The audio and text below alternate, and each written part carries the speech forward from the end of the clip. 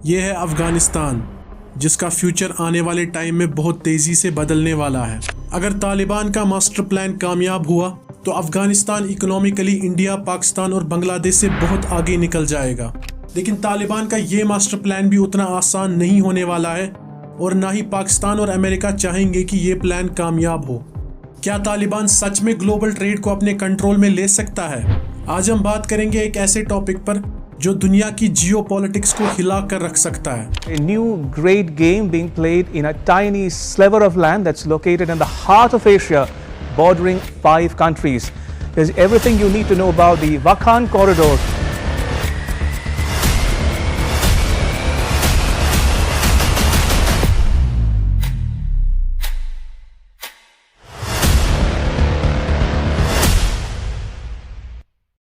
ये कहानी है वकान कॉरिडोर की, एक पतली सी स्ट्रिप जो अफगानिस्तान को चाइना के शिनजियांग से कनेक्ट करती है। ये सिर्फ एक स्ट्रिप नहीं बल्कि एक स्ट्रेटेजिक वेपन है जो तालिबान यूज करके ग्लोबल ट्रेड रूट्स को अपने कब्जे में लेना चाहता है।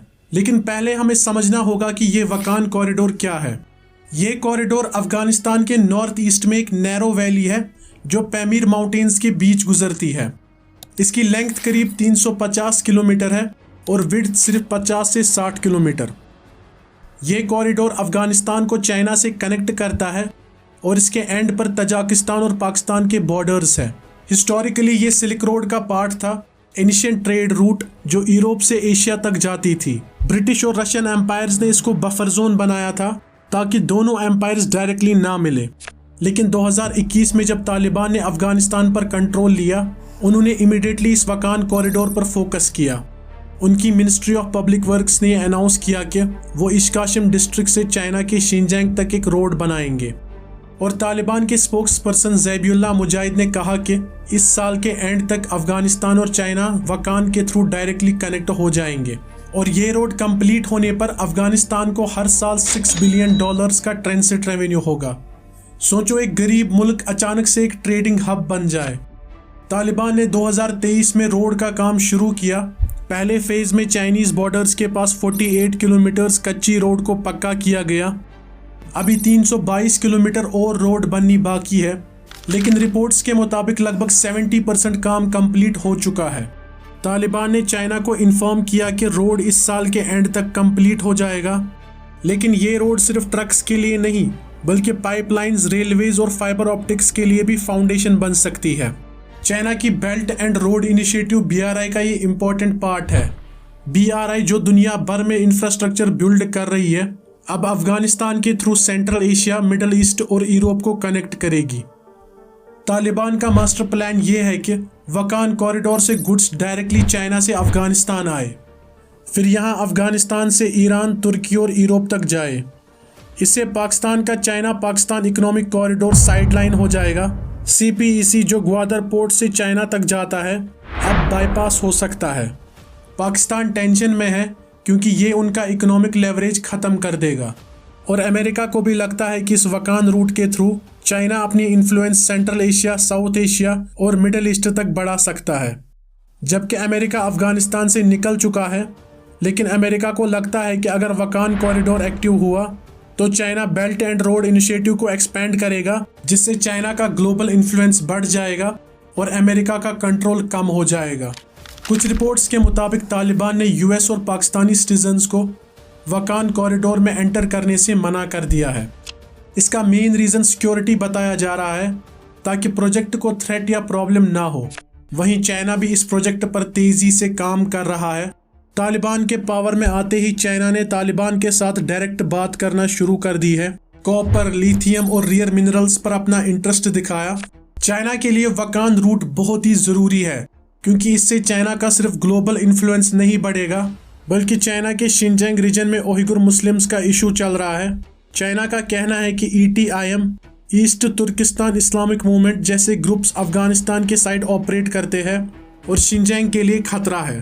तालिबान ने चाइना को प्रॉमिस दिया है कि वो अफगानिस्तान से ETIM जैसे ग्रुप्स को पूरी तरह ख़त्म कर देंगे, जिसके बदले चाइना अफगानिस्तान में इन्वेस्टमेंट करेगा, जिससे चाइना को सिर्फ पाकिस्तान या दूसरे रिस्की रूट्स पर पूरी तरह डिपेंड नहीं रहना पड़ेगा। और अगर ये वकान कॉरिडोर सक्सेसफुल हुआ तो ग्लोबल ट्रेड पर जो इम्पैक्ट पड़ेगा वो हम सोच भी नहीं सकते हैं। करंटली दुनिया की 80% ट्रेड सी रूट से होती है, लेकिन लैंड रूट्स जैसे वकान कॉरिडोर फास्टर और चीपर हो सकते हैं। लेकिन तालिबान कंट्रोल करेगा तो वो टैक्स लगा सकता है, सप्लाई को ब्लॉक कर सकता है या अपनी फ्रेंडली कंट्री को फेवर दे सकता है।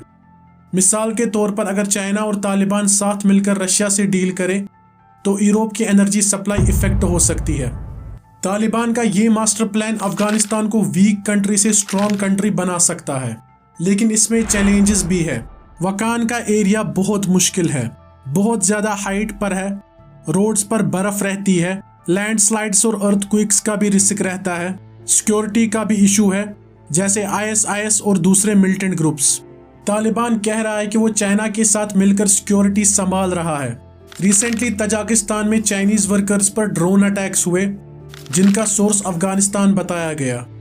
पाकिस्तान इस ड्रोन अटैक का ब्लेम तालिबान पर डाल रहा है, लेकिन तालिबान इससे डिनाई कर रहा है। हिस्ट्री क्या कहती है? वकान को कंट्रोल करना हमेशा से मुश्किल रहा है। ब्रिटिशर्स ने ये एरिया अफगानिस्तान को इसलिए दिया था ताकि रशिया यहाँ तक ना पहुँचे। आज तालिबान इसी वकान कॉरिडोर को यूज करके अपनी पावर और इन्फ्लुएंस को बढ़ा रहा है। कुछ एक्सपर्ट्स कहते हैं कि सिक्योरिटी इश्यूज की वजह से ये प्रोजेक्ट फेल हो सकता है, लेकिन तालिबान के इरादे बिल्कुल क्लियर है। वो already 50 kilometre trade route open कर चुके हैं। ये पाकिस्तान के लिए बुरी खबर है, क्योंकि अगर चाइना को ट्रेड और सप्लाई का नया रूट मिला तो पाकिस्तान की इंपॉर्टेंस थोड़ी कम हो सकती है। इंडिया खुश है क्योंकि इंडिया ऑलरेडी अफगानिस्तान में इन्वेस्टमेंट कर रहा है और इस रूट से इंडिया सेंट्रल एशिया ट्रेड के चांसेस बढ़ जाएंगे। लेकिन तालिबान का प्लान सिर्फ पैसों का नहीं है, ये पॉलिटिकल गेम भी है। तालिबान चाहता है कि दुनिया उन्हें ऑफिशियली एक्सेप्ट करे और चाइना जैसी पावरफुल कंट्री के साथ दोस्ती करके वो अपनी खराब इमेज को इंटरनेशनली बदल रहा है। क्या तालिबान सच में अपने इस मास्टर प्लान के जरिए ग्लोबल ट्रेड्स को रीशेप कर सकता है? हालांकि ये सिर्फ एक रोड नहीं बल्कि एक पावर शिफ्ट है। अगर ये प्रोजेक्ट सक्सेसफुल हुआ तो अफगानिस्तान ग्लोबल ट्रेड्स का बादशाह बन जाएगा, लेकिन इसमें रिस्क भी बहुत ज़्यादा है। सिक्योरिटी इश्यूज, वॉर, इंस्टेबिलिटी और पॉलिटिकल प्रेशर। दोस्तों, आपको क्या लगता है, क्या तालिबान का ये मास्टर प्लान सक्सेसफुल होगा या फेल? मुझे अपना जवाब कमेंट्स में ज़रूर दीजिए। मैं मिलता हूँ आपसे अगली वीडियो में।